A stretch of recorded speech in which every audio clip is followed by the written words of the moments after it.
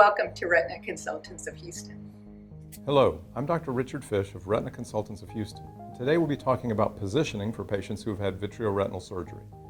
When a patient hears you need a major eye surgery called a vitrectomy and will be putting a gas bubble in your eye, requiring you to be face down for a few weeks, they are naturally intimidated and scared. But let's go through this step by step. Many retinal conditions are caused by problems of the clear vitreous gel that fills the back of the eye. Retinal tears, detachments, and macular holes are some of the conditions that are treated with vitrectomy surgery. At the end of many of our surgeries, a gas bubble is injected into the eye. This gas bubble helps the retina to heal, similar to the way a splint or a cast helps a broken bone heal. In order for the bubble to help heal the retina, the patient must position themselves post-operatively so that the bubble floats to the damaged area of the retina. This requires the patient to be face down or on their side or propped up, depending on the condition and the location of the damaged area. Your retinal surgeon will give you specific information about which position he or she wants you to be in and for how long. Face down positioning is generally best performed using a rented chair or device. Several companies offer short-term rental of these chairs and devices.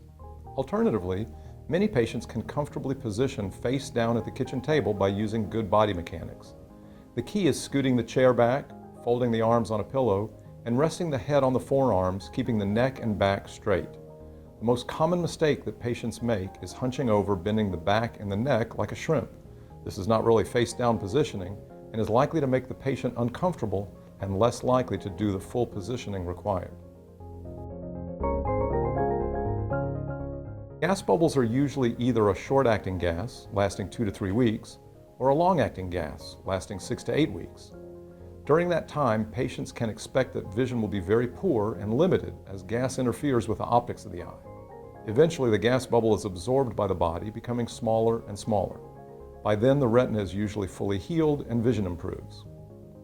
Face-down positioning is usually full-time.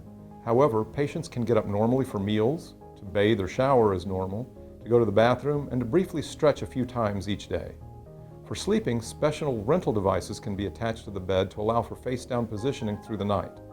Some doctors allow their patients to sleep on either side with the head rolled downward, but not a true face-down position.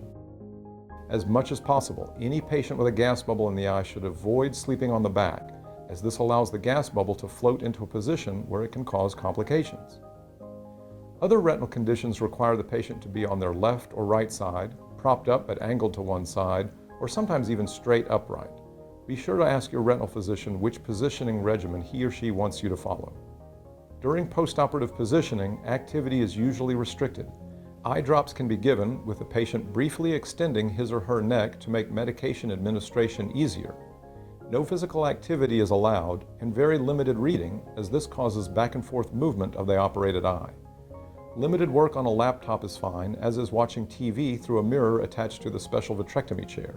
Alternatively, catching up on old movies with a laptop, iPad, or other tablet device is a great way to pass the time. On our website, I've even listed some of my all-time favorite, really engaging movies. Most patients who do post-operative positioning report that it is more boring than it is uncomfortable.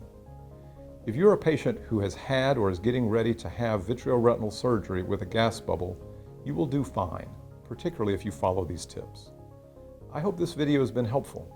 For more information on retinal diseases, surgery, our physicians, and office locations, please visit our website, www.houstonretina.com. Thank you.